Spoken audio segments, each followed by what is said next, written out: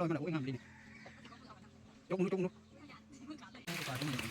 เนาะจริงใหญ่สำหรับ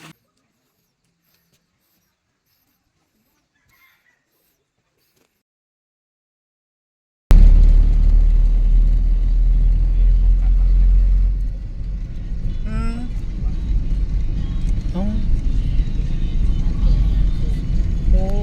ยมาหอนเลยบัดนี้หดครัวบ่หลอดพื้นครัวบัดรักเก่ากันมันคือยังหลวงมาบ้านรวยก็บ่อย่างที่ยากมันหลิคือข้างเขาครัวหน่อยครัวแม่น ครัวน้อย ครัวนอน โอ้ยน้องกับหัวเสียงไผ่เลยเนาะ แม่นความล่า ร้อยได้สอง เขาครัวหน่อยบัดนี้ นี่ครัวสิ นี่แหละหัวเสียง มาหอดทำเจียพี่น้องมาเบิ่งหน่อย คุณย่าเสียถาม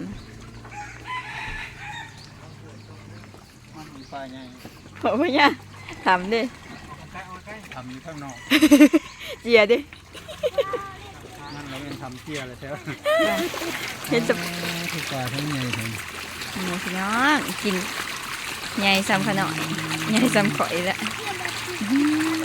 ข่อยแม่ ตัวใหญ่ ข่อยยังไงเถอะข่อยนั่นไงได้หลาน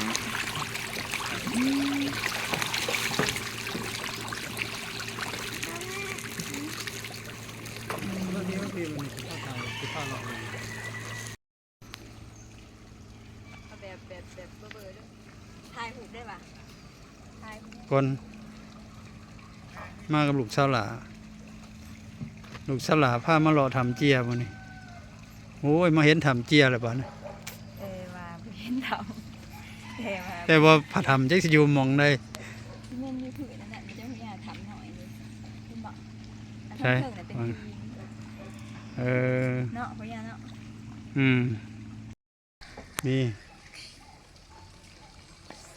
เบิ่งก่อนมันสิได้จำได้หากมันมีอยู่วิดีโอ มันก็ติดอยู่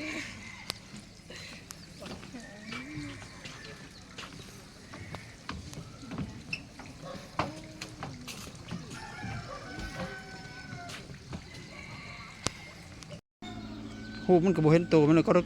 โอ้ยมันลอยมาแล้วโอ้ยงามลิ้นนี่จกมึงดูจกมึงดู มือขาดเลย เอาลงมึงดูหันเอามือลงมึงดูหันมันว่าสิเกลือมันบ่จังโอ้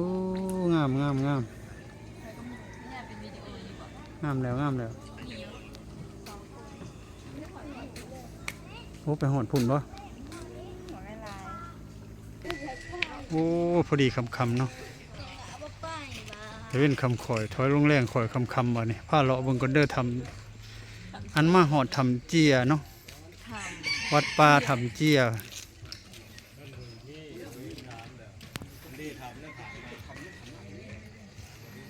จังว่าหาเลาะหาทำเนี่ยยังบ่เห็นเลยนี่นะทำมันจะอยู่หม่องใดเลาะมันก่อน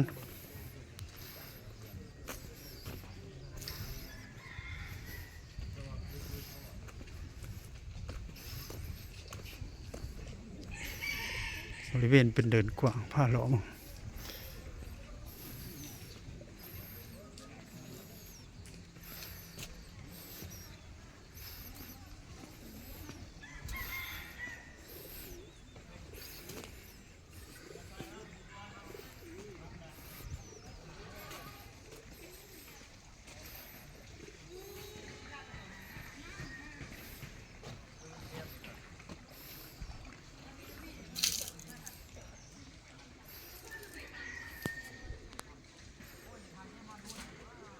เลาะบ่เบิดจำนี่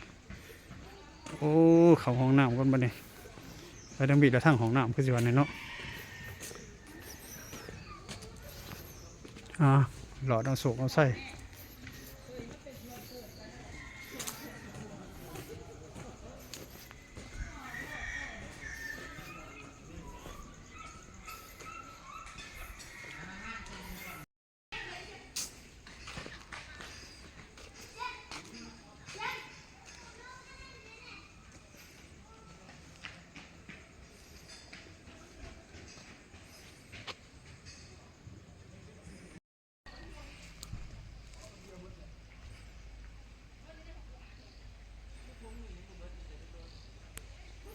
อันนี้คือสิเป็นหูพญาเจีย ตามเบิ่งตามเห็นเนาะตามสังเกตการณ์ก็บ่ได้ถามพระอาจารย์เพิ่นดอกเนาะพามาเบิ่งพี่น้องเอ้ยจักสิอยู่หม่องใดทำ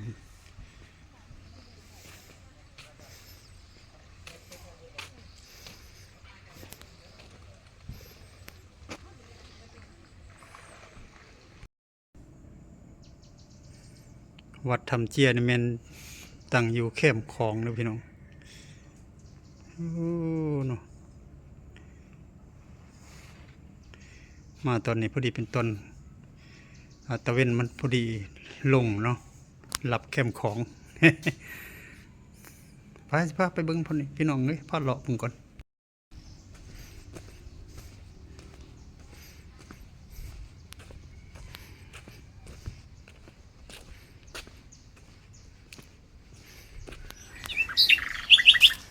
พาเลาะมาทางนี้แม่นทางหลังเนาะ